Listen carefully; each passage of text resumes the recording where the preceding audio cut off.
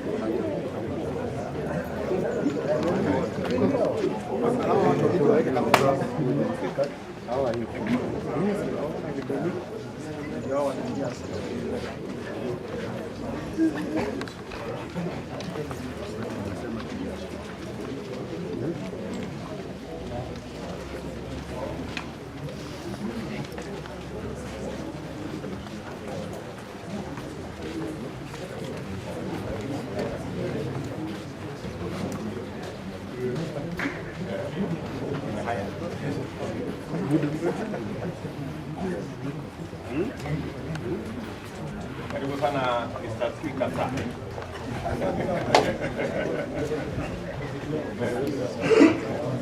Jirani mwema. Yes. Karibu sana mzee. Mama Murang'a unasalimia. Salamu sana kesho. Uliniokoa bahari. Bahari uliniokoa. Ilikuwa imeumana? Akafanya clearance. Akafanya kitu? Clearance. Okay. Hapo kitambo.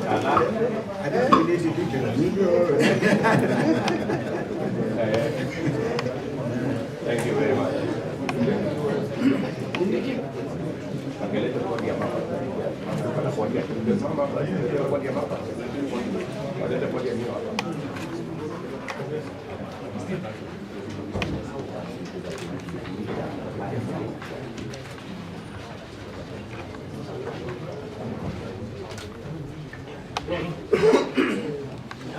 Yeah. Fine.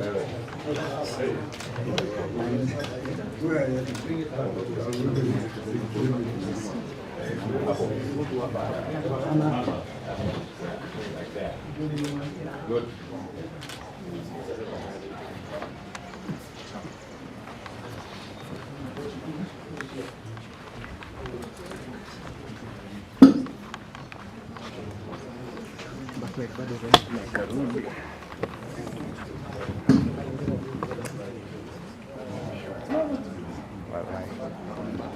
Backlight ni mbovu.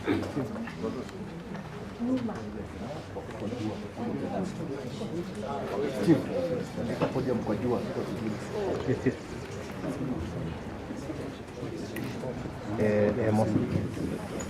Emosa kada.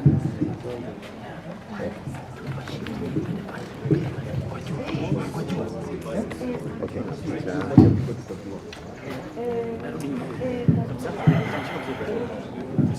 It's terrible. It's bad. Yeah. Nyuma kidogo. There. There iko sawa.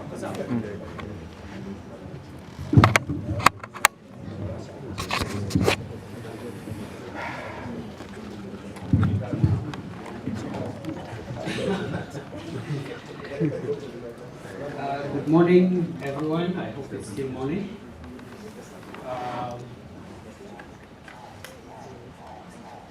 The party leaders of the Kenya Kwanza coalition, the party leader of the Democratic Party of Kenya, colleagues, members of the press,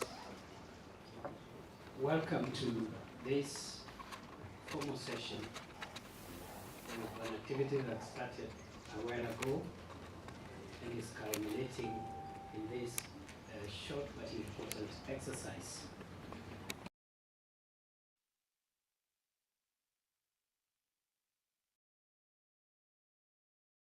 Lead us with a word of prayer.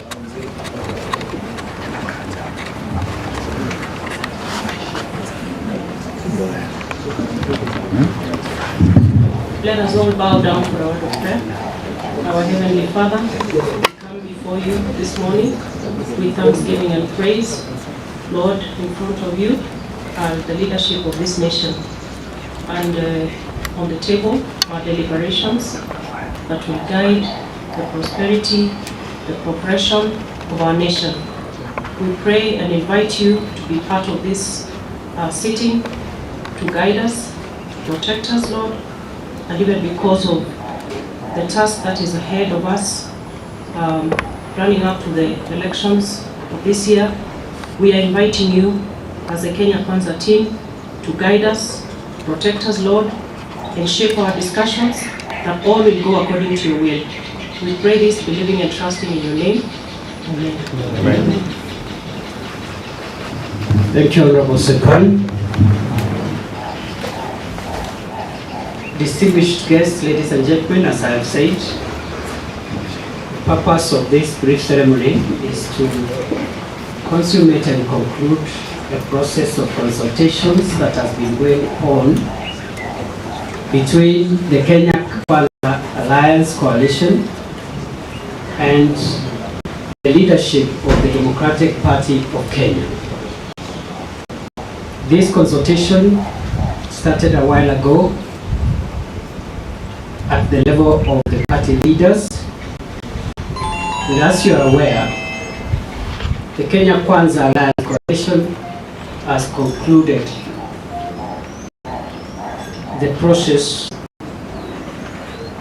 through the party leaders of the constituent parties, namely the United Democratic Alliance Party, the Amani National Congress Party, ANC, and Ford Kenya, that the alliance, with a view of expanding our political space and to make our journey to form the next government even more real. Already the alliance is doing well, but we are happy with the contribution of the Democratic Party that we intend to bring on board this morning, and we shall also be signing and admitting new members to this coalition. Quite a number of parties at a date to be announced by the leadership of the alliance, but most likely early next week. So we are here today to conclude that process with the signing of the coalition agreement between Kenya Kwanza Alliance and the Democratic Party, specifically admitting the Democratic Party into the Kenya Kwanza Alliance effective today. This is how we are going to proceed. We will start with the formal part, which is the signing of the agreement. We shall have brief remarks from His Excellency William Ruto, who is the team leader and presidential candidate for Kenya Kwanza Alliance Coalition. And after that, we will also get brief remarks from the party leader, the Democratic Party, the Honorable Speaker, Justice Muturi. Thereafter, the other party leaders, officials of the respective parties will also make a few remarks as has already been agreed. So that is how we will proceed. We implore the media to be patient until this exercise is over. And thereafter, if there are any questions or clarifications you may want to seek from the leaders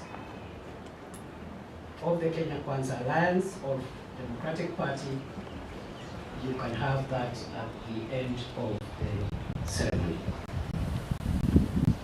So without much ado, I want to take this opportunity to invite His Excellency William Samoei Ruto.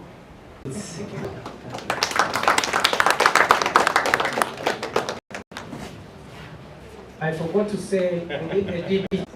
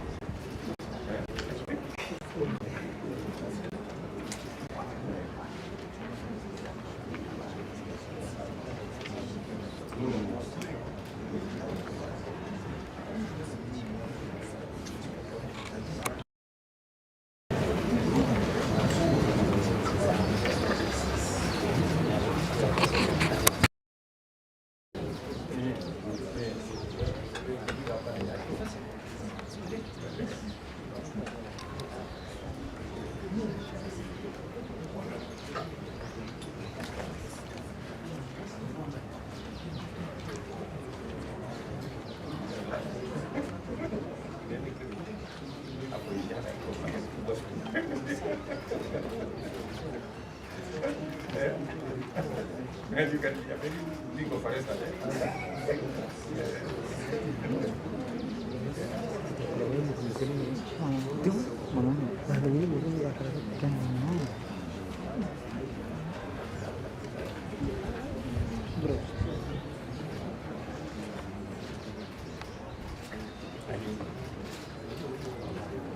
Dia tu nak kerja apa kita?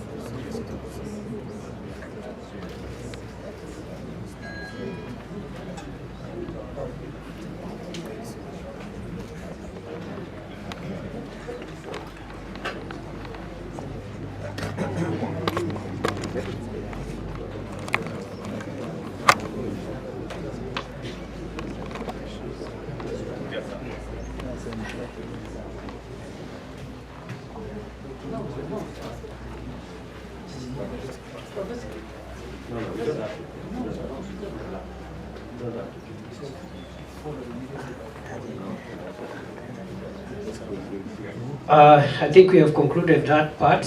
I now want to invite His Excellency William Ruto, His Excellency Speaker Justin Muturi to be on their feet and to be joined by His Excellency Musalia Mudavadi, His Excellency Moses Wetangula, party leaders of ANC and Ford Kenya respectively, and also the Secretary General of the Democratic Party, and the patron of the Democratic Party, the Honorable Joseph Nyao, the Honorable Kioni, Esau Kioni. So they will display, each team has 2 copies of the agreement. They will display it and then exchange the documents.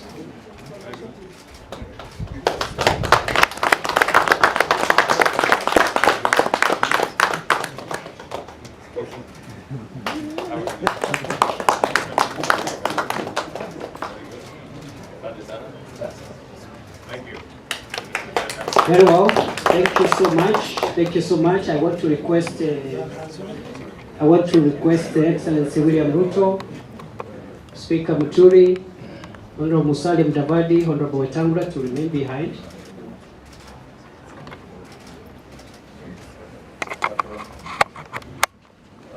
That one is a witness for all of us. Thank you. Thank you. A copy.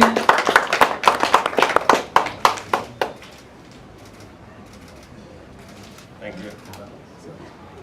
Asante. Stu will go that way.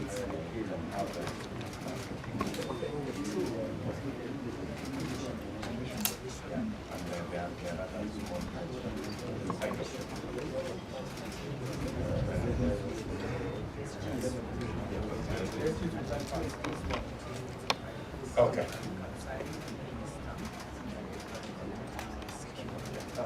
Sawa.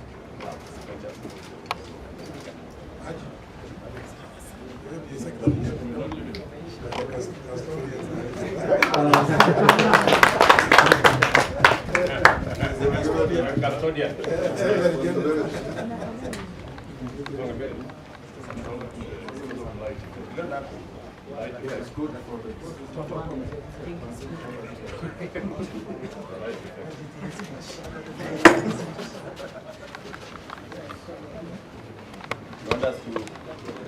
We will now have the remarks in the order in which I explained.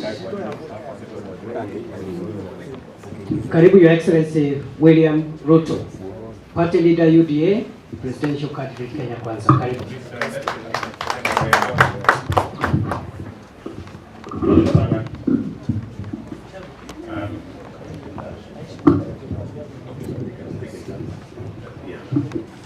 Thank you very much, ladies and gentlemen.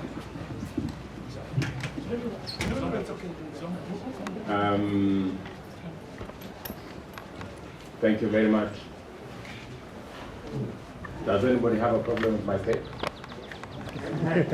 I'm told the media people wanted me to remove my face. Lakini mnajua hatupangwi.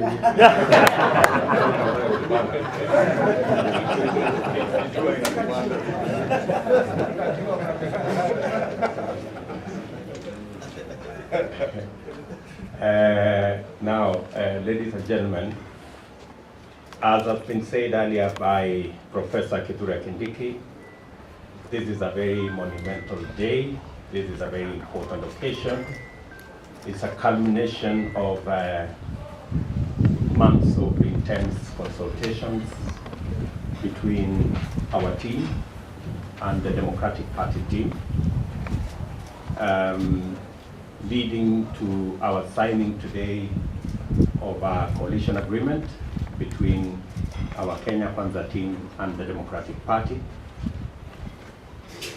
I am a very proud Kenyan today that we are joined by the Democratic Party, a party that has history in the Republic of Kenya. The Democratic Party was started and led by Kenya's finest economist, the Honorable Mwai Kibaki, who this country remembers with a lot of nostalgia for his contribution in the leadership, the governance, and the advancement of the Republic of Kenya. His contribution from the time the Democratic Party was formed to present. It is with special reference to our third president, President Mwai Kibaki, whose forte has always been the economy. And it is instructive that this election is actually going to be a conversation about the economy. And that's why the joining of the Democratic Party to the Kenya Kwanza alliance is significant, that they bring on board the economic conversation that was always led by President Mwai Kibaki. And therefore, we are very proud this morning that we are enlarging this team and making the winning of the next general election a reality and as close as possible to being what it should be.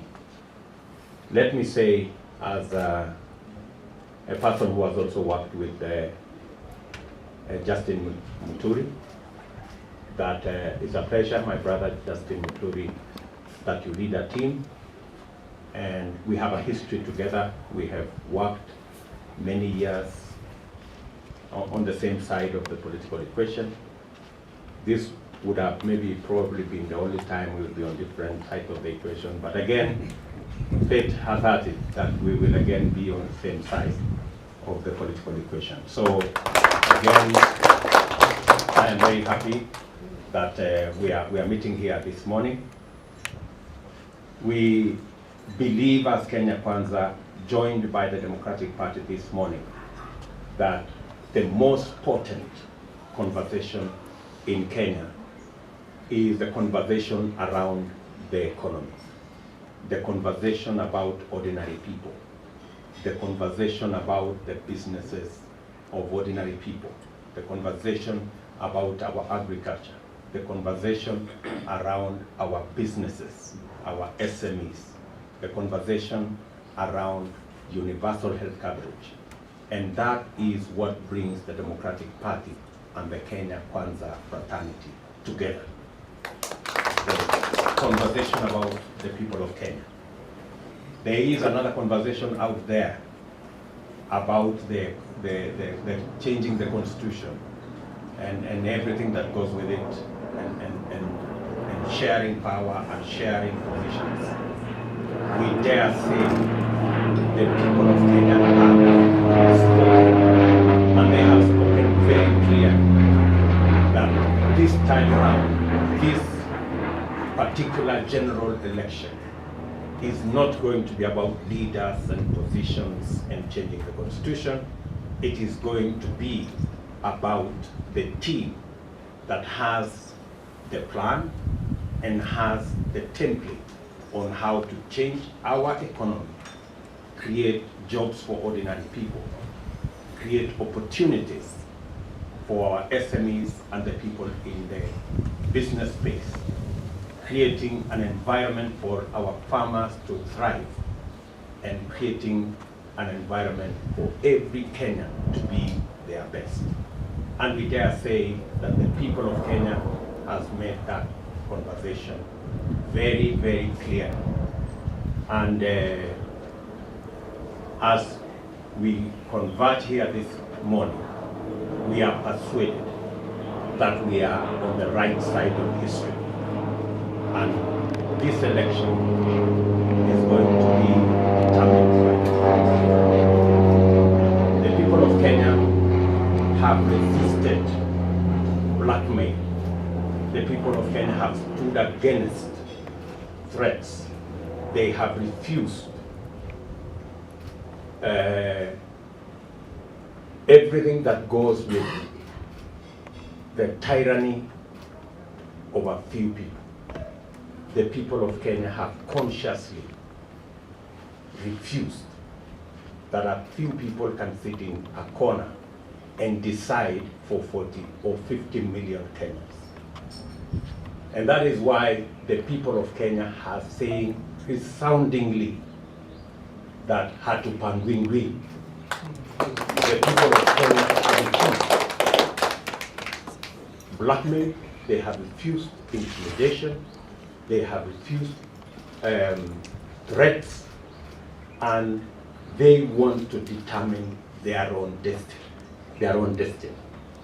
And that's what we are doing this morning. We are building the blocks that will give every Kenyan a chance. And we dare say that wale wanafikiria ya kwamba watatupanga, ati wanafikiria ya kwamba watatumia vitisho na watatumia deep state, ati na ingine inaitwa system, na ati watapanga wa Kenya. Tunataka kuwaambia mtajua hamjui.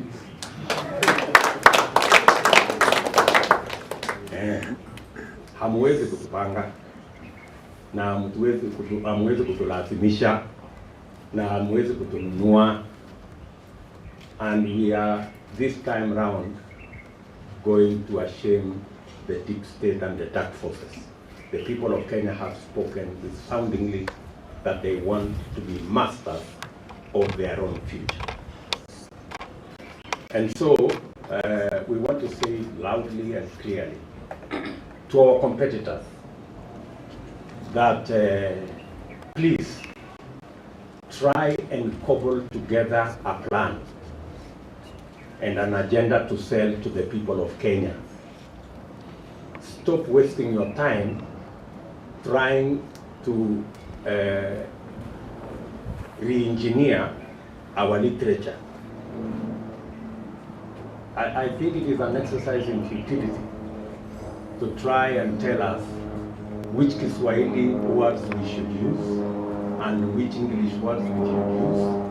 We are decent people, we are intelligent people, we are knowledgeable people, we know what we are saying. And therefore, instead of these people wasting their time fighting with the literature, they should actually get an opportunity to fashion or cobble together a plan and an agenda to sell to the people of Kenya. The people of Kenya know what to do. They know how to speak, and they will speak at the ballot. So let us not engage institutions of government in a circus that will not help anybody. I want to conclude my remarks by saying we are very proud this morning that we are joined by the Democratic Party, a party that has a long history and a party that has history about the economy of our republic, and a party that is associated with our third president, the finest economist we ever had in Kenya, the Honorable Mwai Kibaki. So with those remarks, let me request my brother, Justin Bidan Muturi, the Njoka, oh yeah, I forgot. Justin Bidan Njoka Muturi, our Speaker of the National Assembly and the Party Leader of the Democratic Party.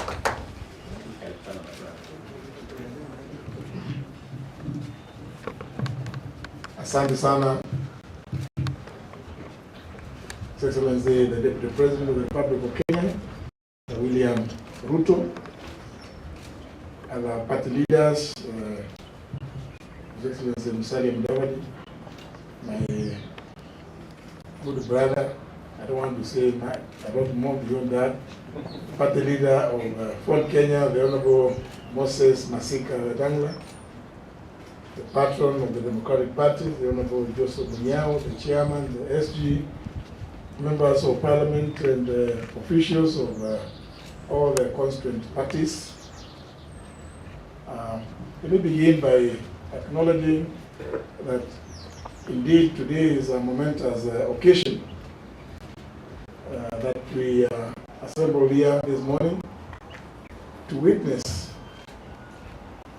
the signing of the coalition agreement between the Democratic Party of Kenya and the Kenya Kwanza Alliance with all the constituent parties and party leaders. I'm a proud Kenyan that we have come this far.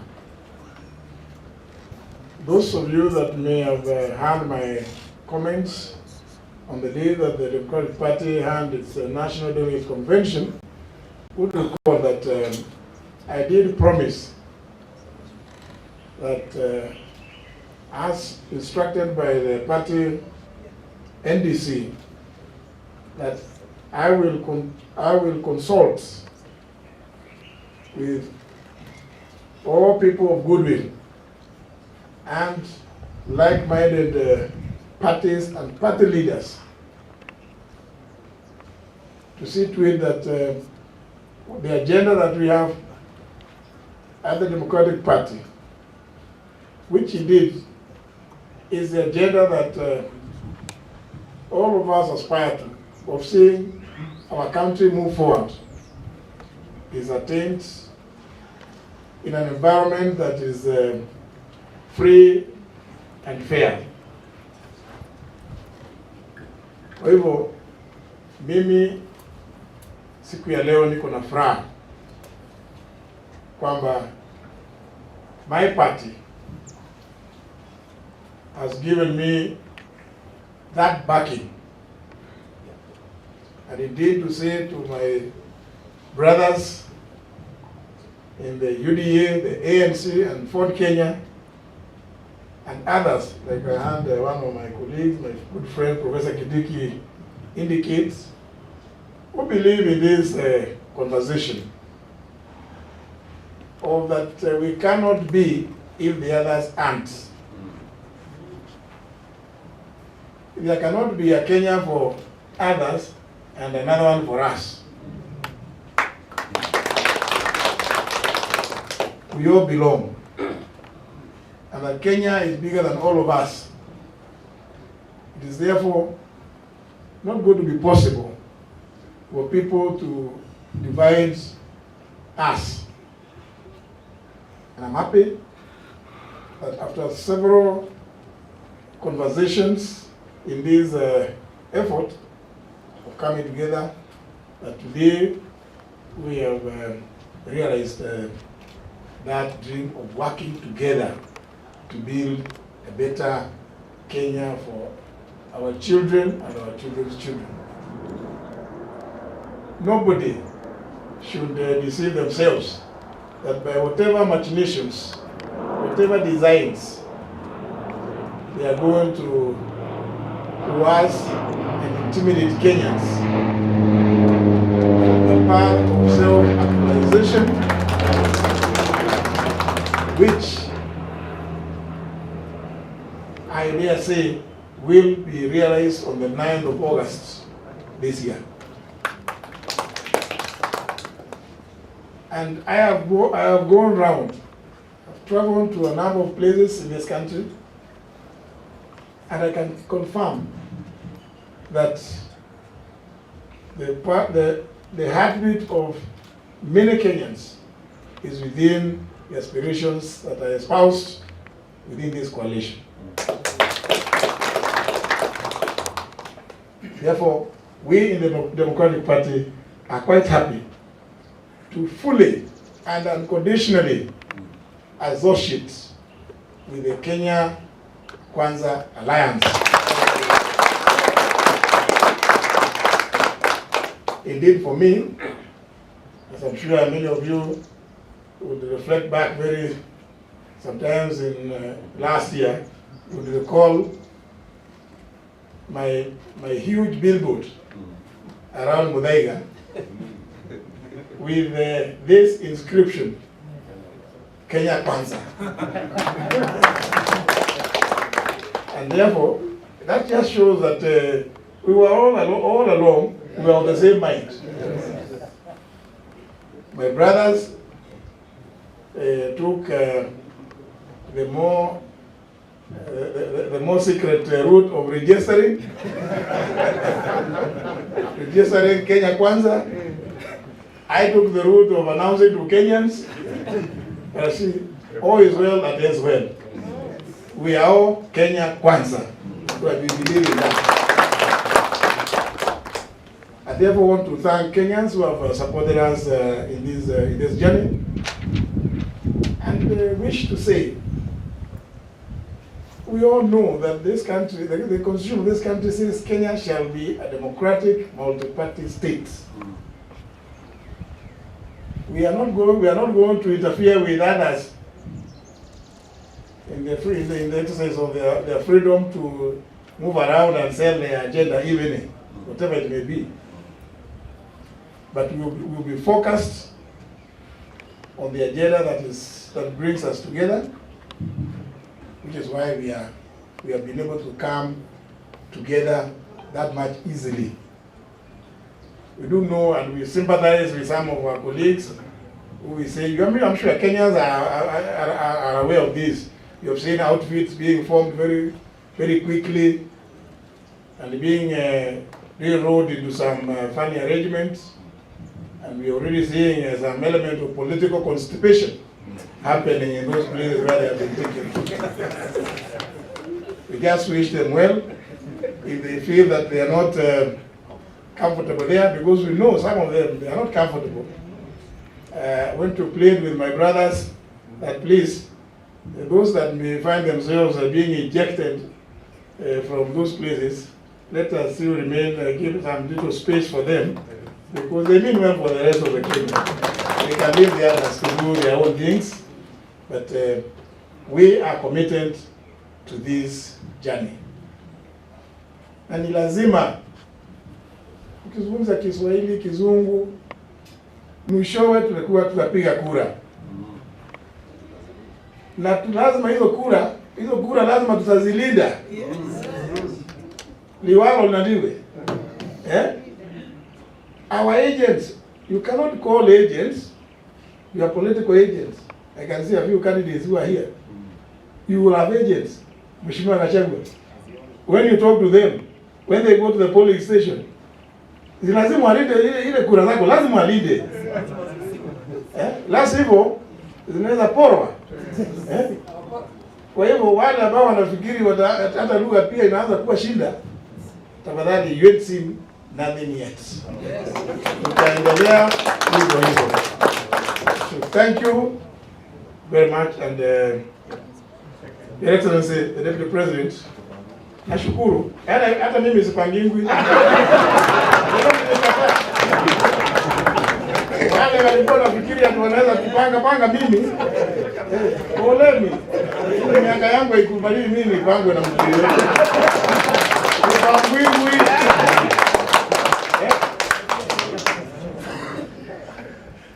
Oya, yote iko pia Kenya Kwanza. Kabisa.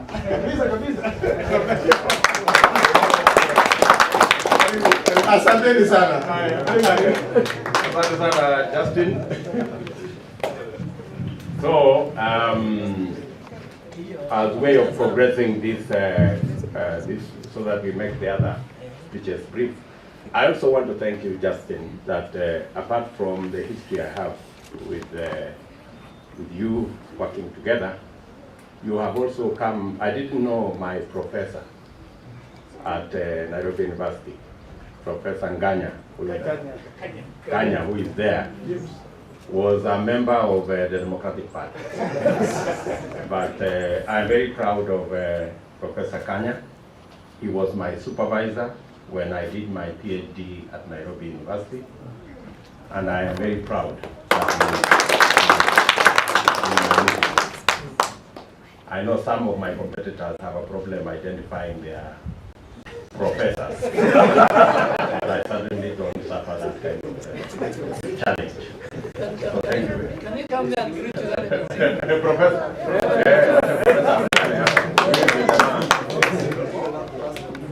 Asante sana. Thank you, Prof. Thank you very much. Asante sana. So let me take this opportunity to request my good brother, the party leader of ANC, my good brother, the Honorable Wycliffe Musalia Mudavadi, to come and make some remarks. Karibu sana.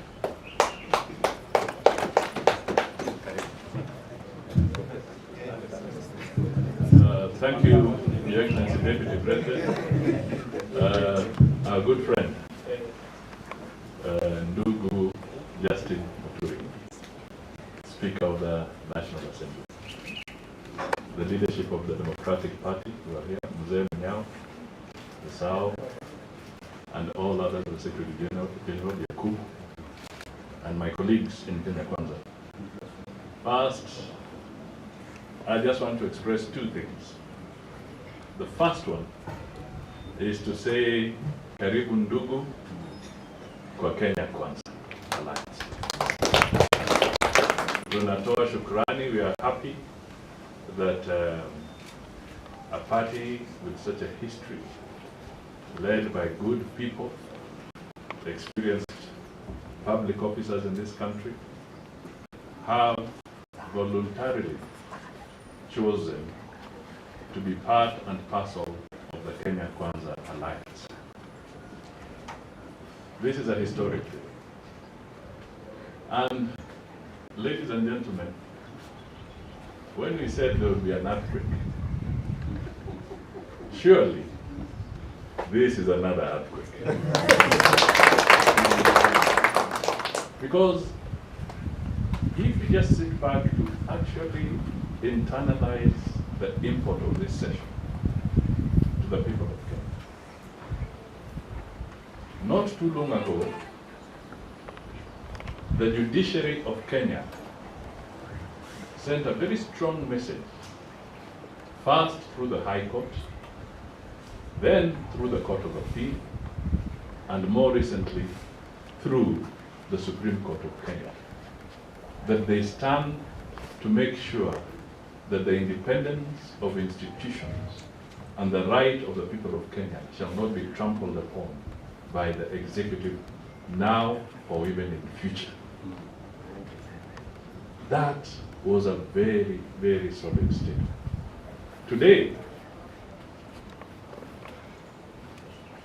Kenyans should actually internalize that the head of the legislative arm of government is also sending a very clear message to the Kenyan people. Because this is the head of the Democratic Party, but please don't forget that it's the Speaker of an arm of government recognized in the Constitution. He is also sending a very clear message to the people of Kenya that democracy cannot be undermined and should not be undermined. So we salute you, and we salute you yet again. Finally, today is supposed to be a deadline for political parties to submit documentation to the Registrar of Political Parties. And that is if you are putting in your papers as a coalition party. Because the recent amendments to the Political Parties Act introduced the component of a coalition political party. I want to make it clear that the Kenya Kwanza Alliance will not be submitting anything today, so that there is no conflict or confusion. We are going in as a coalition of parties and not a coalition party. That distinction is so important. Please, the media, help us.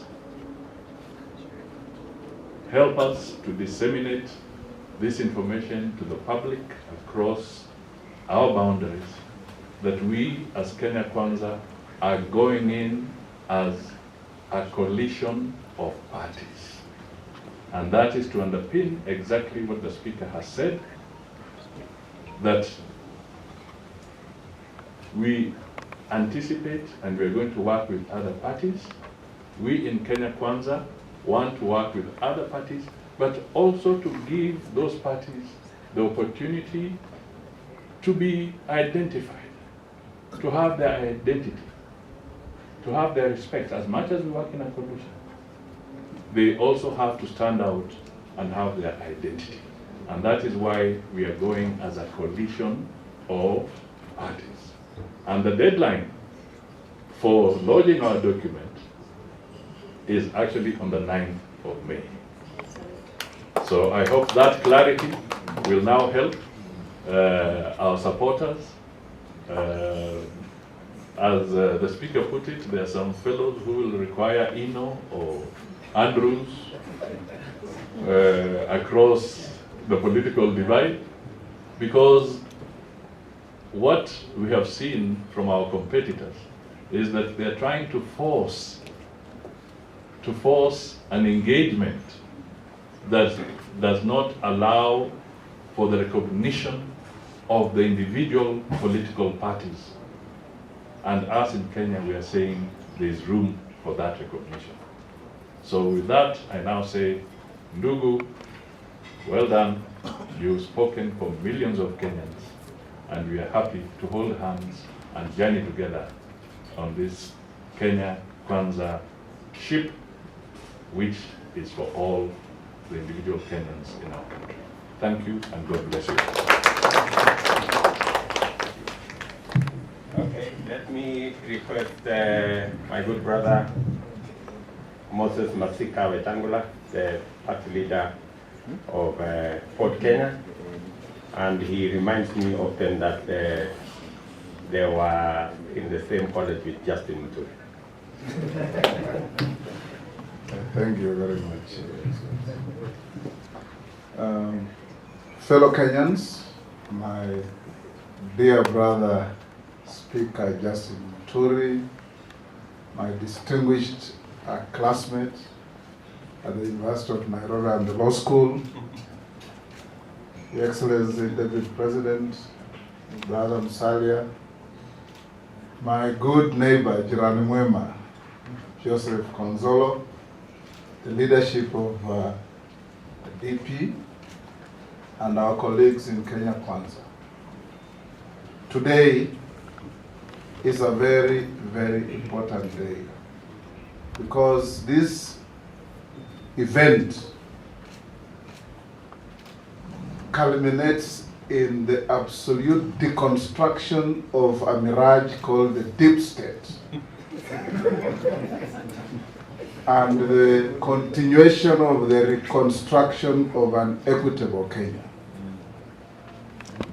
We come here to receive and be joined by a party that has a very admirable chapter in the political history of this country. 20 years ago, DP, or Democratic Party, and Fort Kenya came together. They ended up forming government. When Michael Omolo Kijana and Mwai Kibaki spearheaded the change that swept Kenya in 2002. It is therefore not strange that 2 decades later, our two parties are now joined with our brothers in UDA and ANC and many others to again lead the country into a change that makes sense to our people. This country, ladies and gentlemen, has a resilience like no other. Every time those who have been given the privilege of navigating our ship become rogue, Kenyans take control of the ship and steady it back to the deep waters. And we are doing exactly that. When you walk around this country, you hear, you feel what Kenyans think and what they say. Of course, there are those who fall in the category of a character called Maimuna in a book called God's Bits of Wood. She was blind, and she said she has never quite understood how people with eyes don't see. And she herself was blind. And we have people in this country with eyes and they don't see. There's a storm coming and they're just seated there watching and thinking it will obey them and move back. So today, my brother Justin and your team, you have made Kenyans proud. And we stand here and dare say that the movement from the third arm of government, the legislature, to the people of Kenya is now complete. Speaker Kenneth Makelo Lusaka is in Kenya Kwanza. Speaker Justin Bedan Njoka Muturi is with Kenya Kwanza. Now the other arm that is left is a mirage called the deep state. Sometimes it's called the system. But people know that on 9th of August, there's going to be a hurricane through Kenya. Those with eyes, let them see. Those with ears, let them hear. And we in Kenya Kwanza want to assure the people of Kenya that we want a Kenya that is equitable, a Kenya that is fair and just to all our citizens. That's what we are looking for. And in so doing, as I finish, I want to remind the organization called NCIC, led by what I thought was a respected reverend,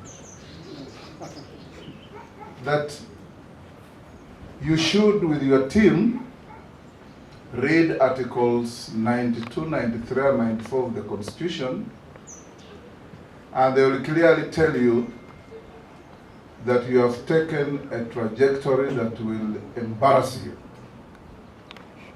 Because you have no power, you have no right in law or in fact to make law. Laws are only made in houses of parliament.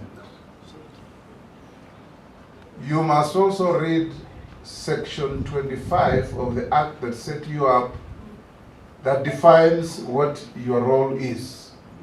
It does not include telling Kenyans which vocabularies to use. It doesn't. And when Kenyans say Linda Kura, it is real. When Kenyans say Hatupangwingwi, how does that threaten our cohesion? When Kenyans say Watajua Hawajui, how does that threaten our cohesion? So Reverend Kobia and your team, you are now falling into the trap of Kenyan public servants who think that at every time they must appear to be doing something, however ridiculous.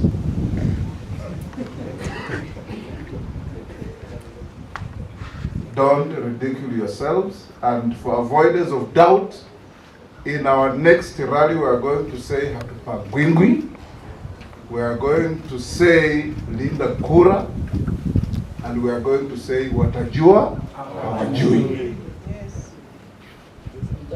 And I can tell you, Kenyans, that the growth of language can never be inhibited by any single individual. That's why when you go to the English dictionary, the Oxford English Dictionary, you find words like safari. It doesn't grow with the permission of the NCIC. It grows with the permission and the elasticity of society. That is how it will be. Lastly, my brother Muturi, I want to salute you. Having been my classmate, my roommate, and I will never say the things that I know about you. I want to tell Kenyans that Kenya Kwanza is today the richer. Kenya as a country is today the richer. And our politics today is even more exciting. That you gentlemen have joined us, carrying the legacy of the finest economist in the history of our country. We want to sincerely salute you we want to sincerely tell you karibu sana. Lastly, I want to tell Kenyans that there is an event going on that is again unlawful, unconstitutional, outrightly illegal, and Kenyans should ask questions. When you buy your SIM card from any service provider, you give your full details and you are registered and your data is entered in the provider's registry.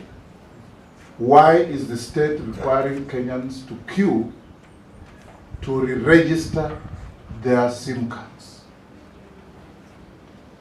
Kenyans have too many problems. They're queuing for food, they're queuing for fuel, they're queuing to enter public transport, they're queuing for everything, they're queuing for jobs. Please, the deep state, save Kenyans this burden and embarrassment of telling Kenyans to go and register the SIM cards whose details you already have. We will ask our lawyers, led by Kithure Kindiki and others, if they don't stop, to go to court and stop them. Because it is illegal, it is a nuisance, and is burdensome to Kenyans for no reason whatsoever, howsoever. And we will tell Kenyans just as much. My brother Konzolo, karibu ongee na watu wako. Jirani mwema. A man who walked across Kenya with Mzee Mwai Kibaki and made Kenyans very proud.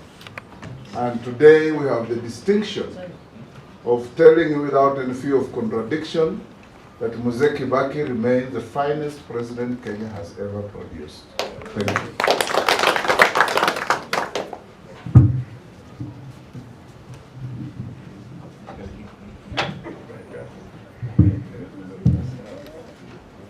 It can't be still money. Can I say good afternoon? Good afternoon. My colleague, His Excellency, Deputy President of Kenya, the leader of the ANC, my good friend, and my Gerard Mwema, about Pamoja for a long time, particularly when you were the Minister for Foreign Affairs. You know, everybody used to praise you when we go for cabinet meetings, which today I never held. And my party leader, JB Muturi, my chairman, Sao Kioni, my Secretary General,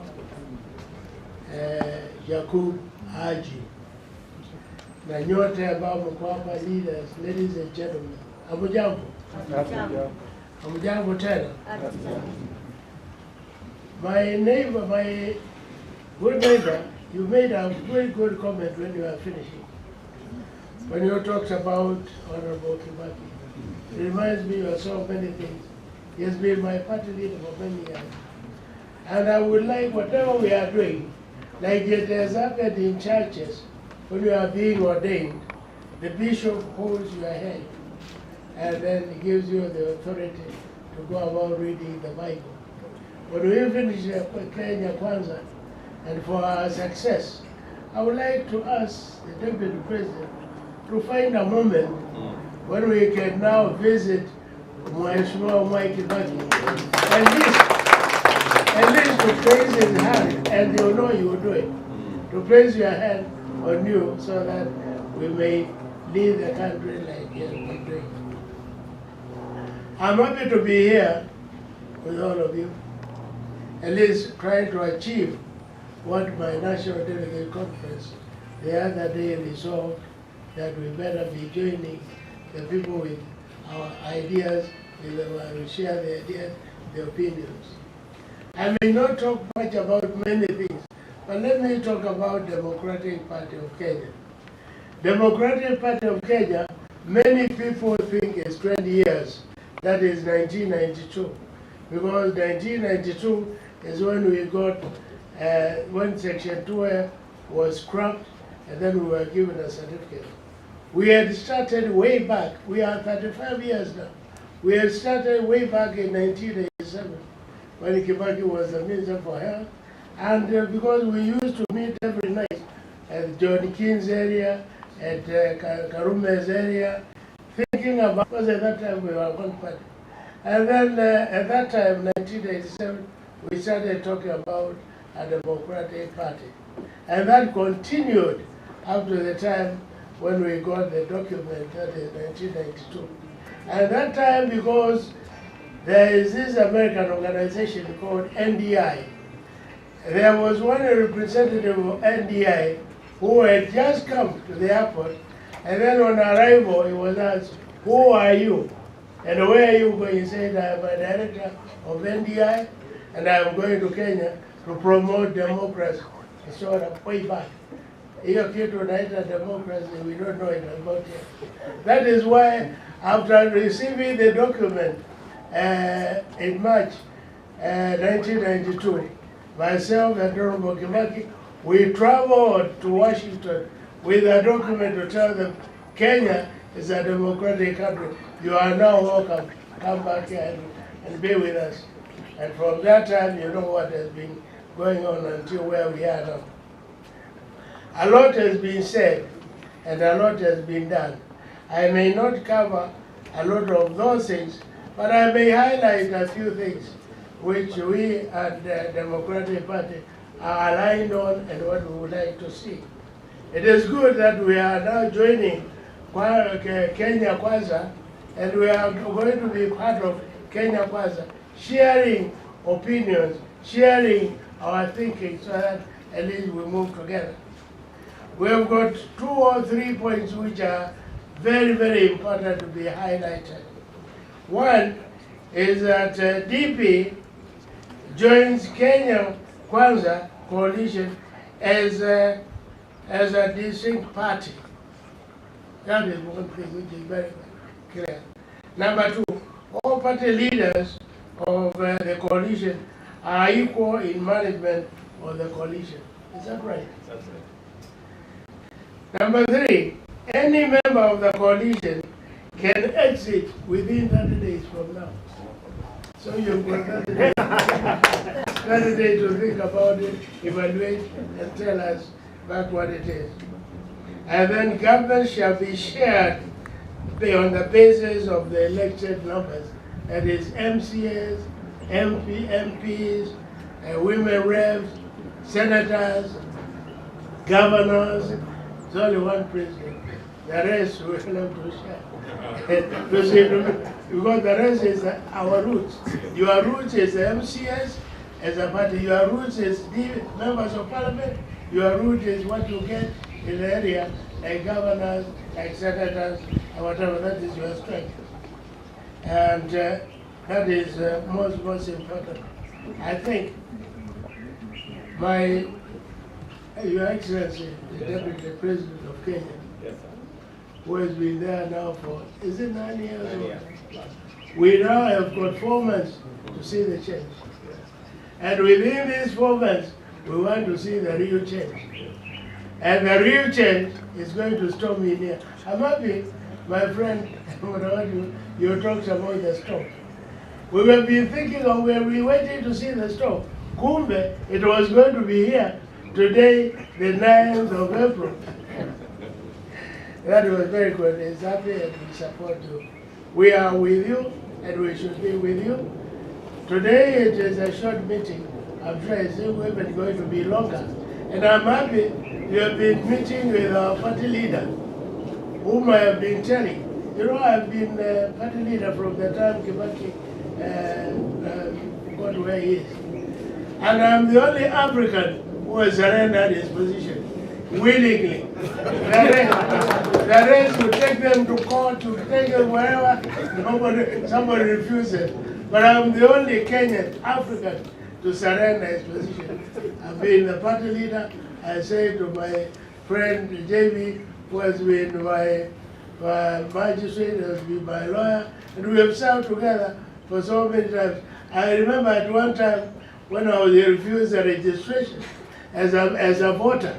He was in the High Court. And then we had required them to be meeting every time playing billiards. I tell you, can you help me anywhere to find out how this file can be put somewhere, so that at least I register as a voter. I am a Kenyan. I've got my ID. Why am I? Thank you, JB, my good friend and my good colleagues. Thank you. Asante sana. Continue. Thank you. Thank you. Thank you. I've never been near you like this. Other than the time you used to sit on my lap. Okay. That time we were living about the cabinet. Thank you. Thank you very much, Mzee Munyao, the former party leader of DP, and he has ably spoken on behalf of the good men and women who came before us.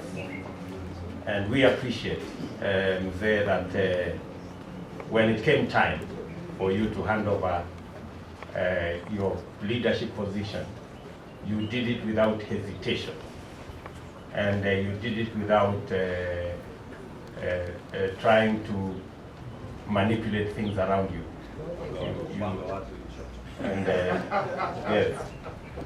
So let me request a minute for our good lady, Alice Wahome, member of the Kenya Kwanza team.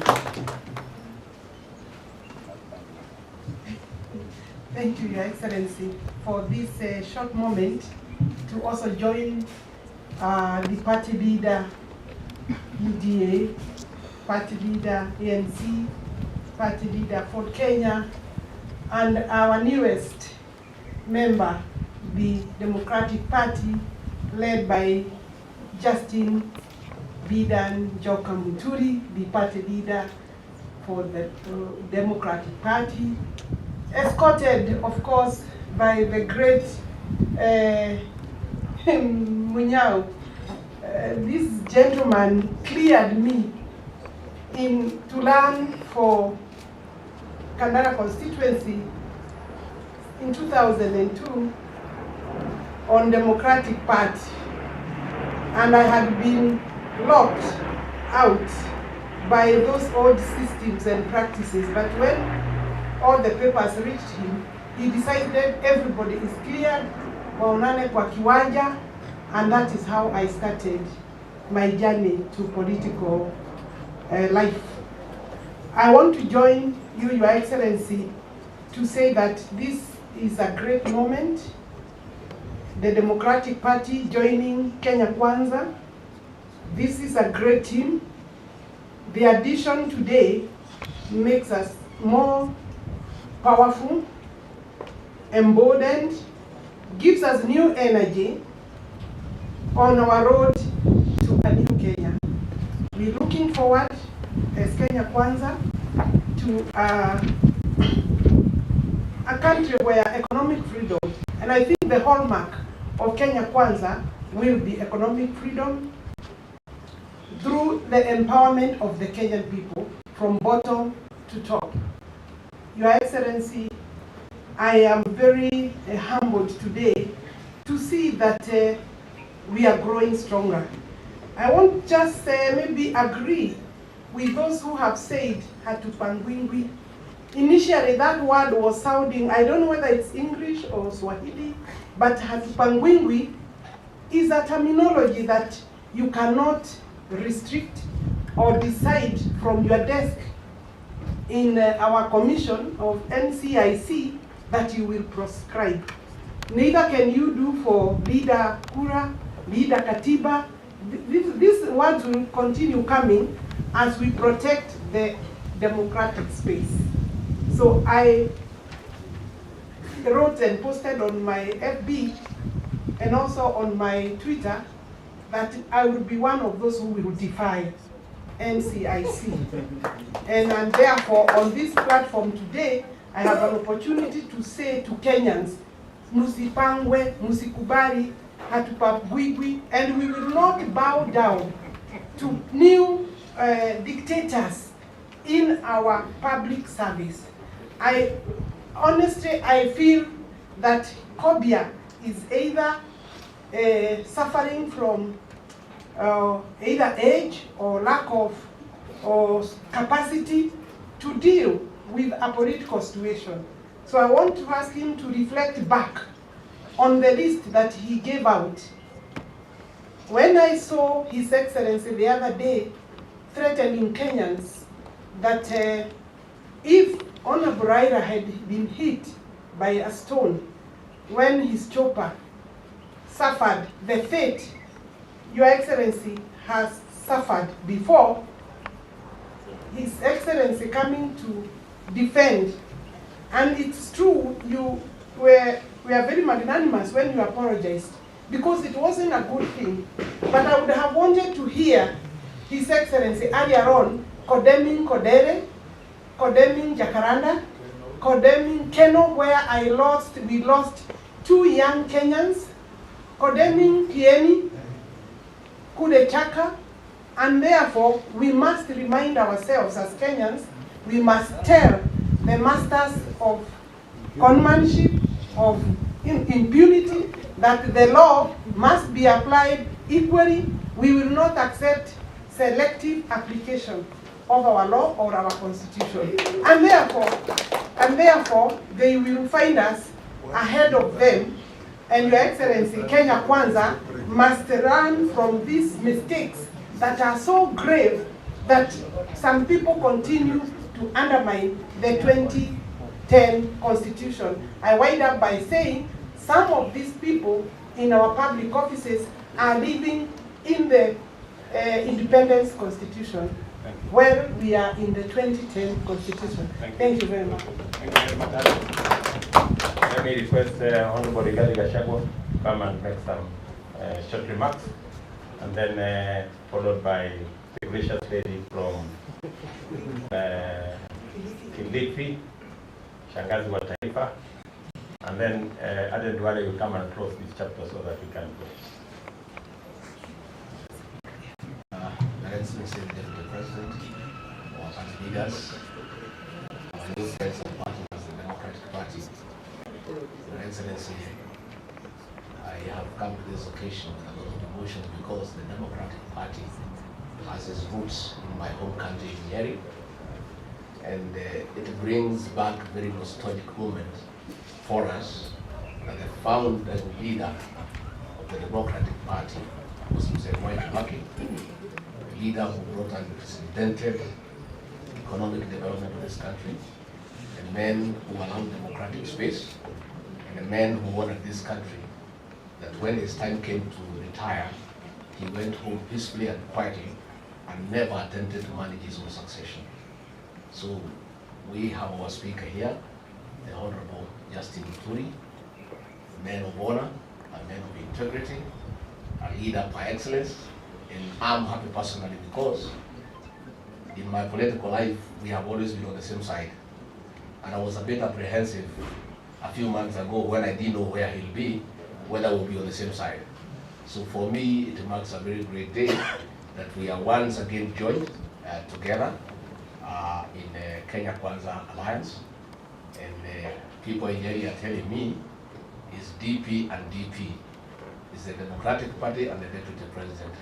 It's coming out. It's very good rhyme for those of us who started literature.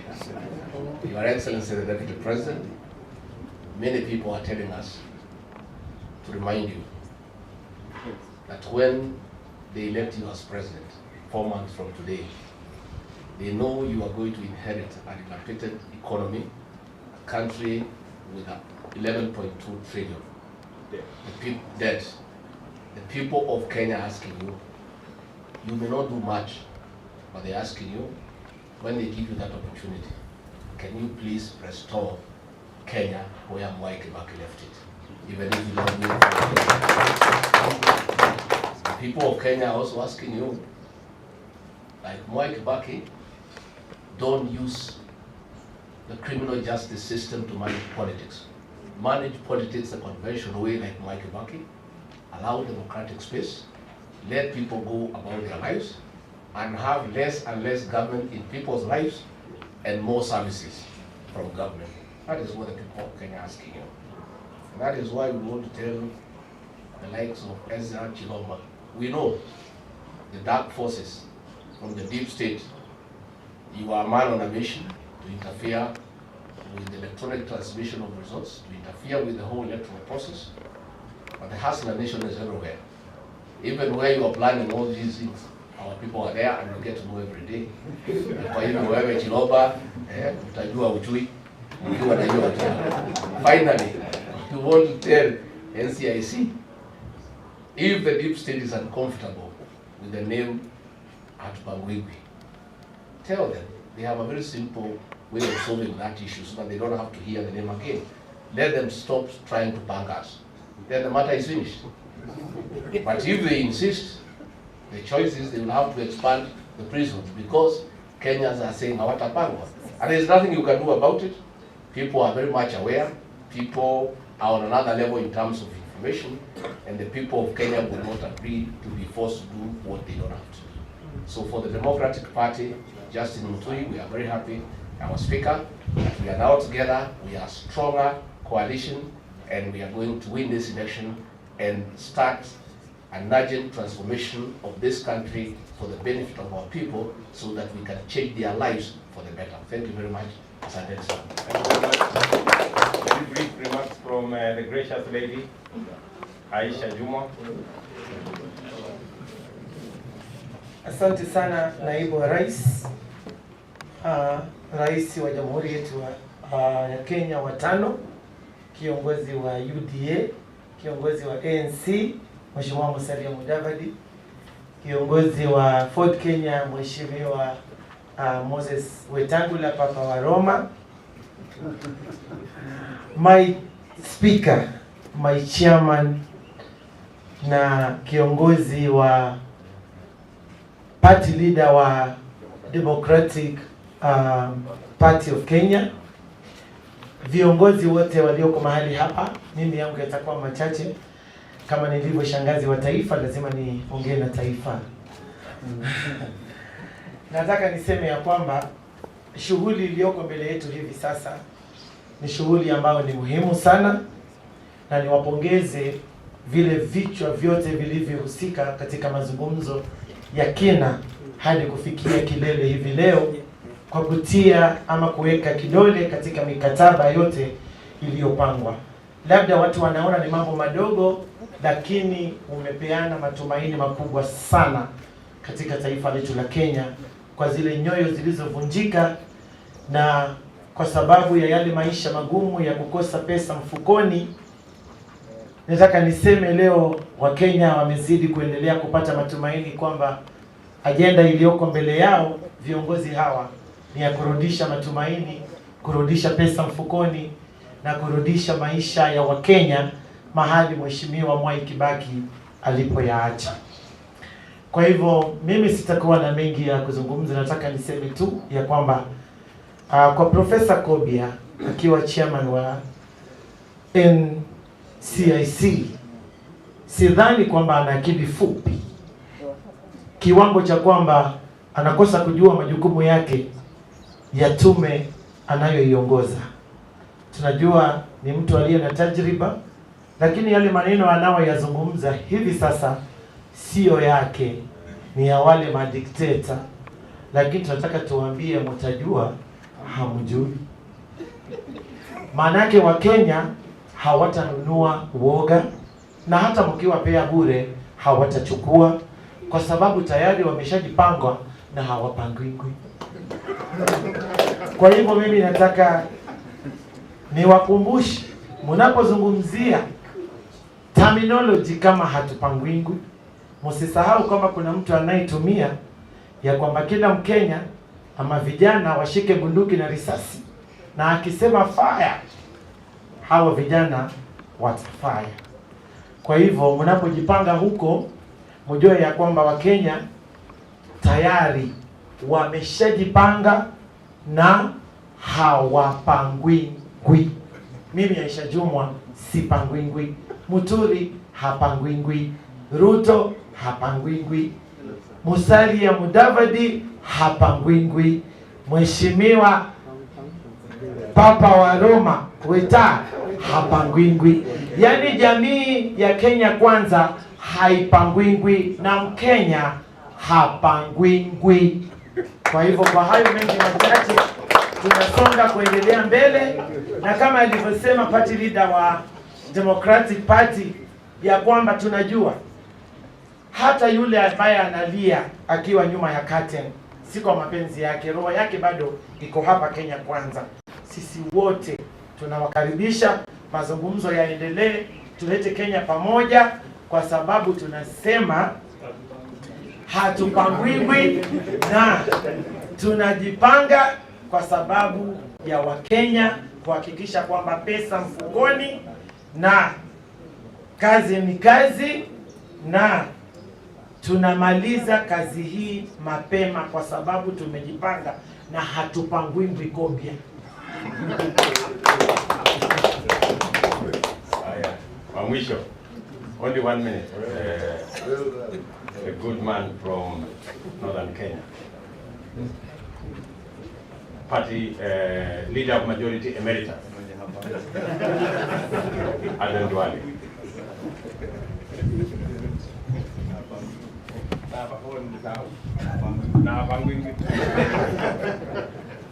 Thank you, Excellency.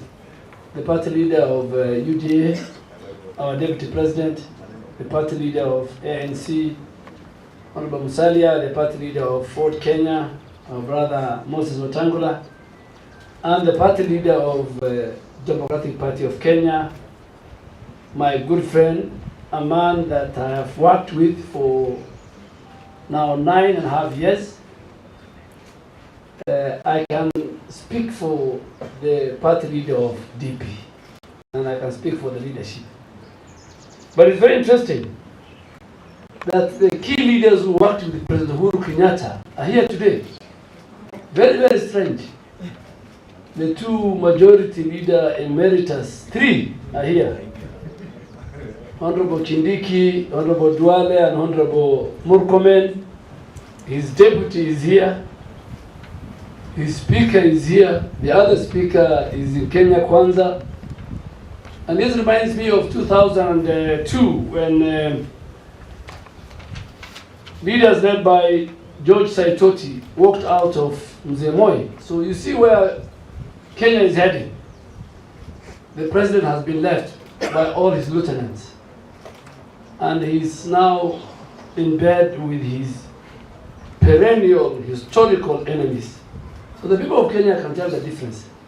Number 2, I think I'm seeing something that Chiloba has corrected. Because I tweeted last night and I told him, you dare disconnect. And I talked to Safaricom. I have an agreement with Safaricom, not CAK. And I'm a post-paid member, so they have my details. Now he's saying, I meant those Kenyans who are not registered. That's what Chiloba is saying. But we are telling Chiloba, you have been put there, we know you, and sooner or later, we are going to monitor, we will focus on you. You have not been taken to CA as an ordinary Director General. We know what you want to do on the polling day as far as the internet is concerned.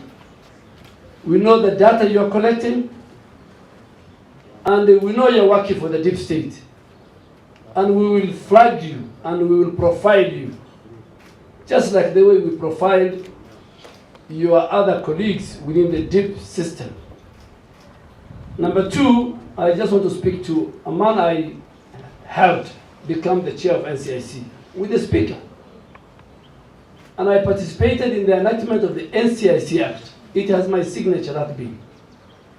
I participated in the approval of the commissioners led by Kobe, the speaker, and the colleagues here will tell me. And you have an act, and Honorable Wetangula has read for you. You have no legislative power.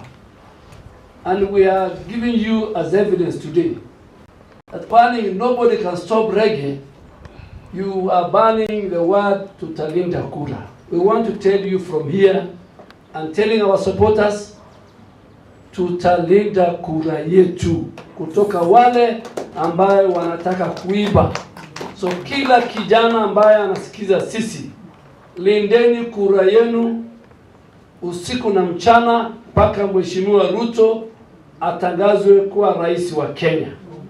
Ya pili, miaka 4 kutumia BBI mulijaribu kupanga wa Kenya, led by the president himself. Ulijaribu kupanga wa Kenya, ukajaribu kupanga your succession. I don't know what you fear. Tunakwambia hatubagwingwi sisi na hatuwezi kubali. We will not be part of your plan. Na ya mwisho, mutajua hamujui. We are telling from the highest office to the smallest man, mutajua hamujui, na sijui mutadu nini. Tumesema mutadu nini? Kobia, unatusikia? Utadu nini? Wale wamekutuma mutadu nini? Ama mutadu? So you know, we have reached a stage where we must speak to one another very candid. We are joining with the DP, we'll join with many others, because we share that we must fix our economy. And Your Excellency, let me be very kind to you. Even when we don't fix this economy, Your Excellency, you and our team, Kenya will go the Greece way. A Minister of Finance, without taking the due process of parliamentary process and committees, the budget making process, was telling the country, I propose this, I allocate this. There is nothing he has proposed, there is nothing he has allocated. From Tuesday, the Speaker will refer those estimates to departmental committees, to the budget committee. We will reallocate what you have allocated. We will change what you have proposed, and you are just cheating the people of Kenya. The budget is not yet done until Parliament approves. So Ukuriatani, what you read is what you usually read in a village in Marsabit. Thank you very much.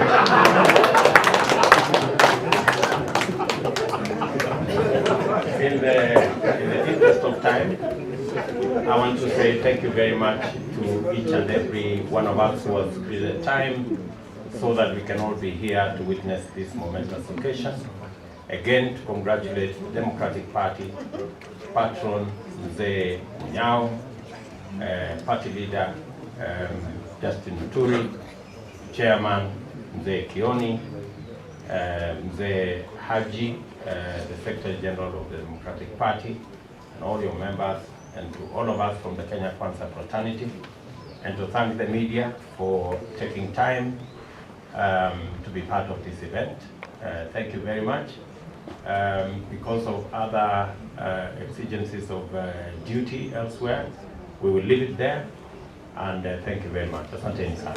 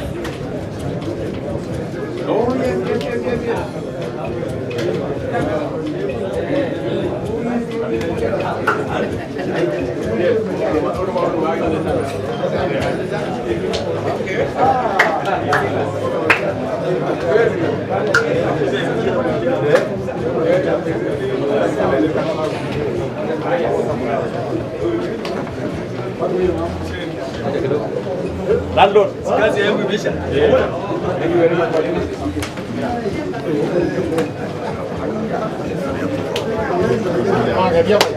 Come on.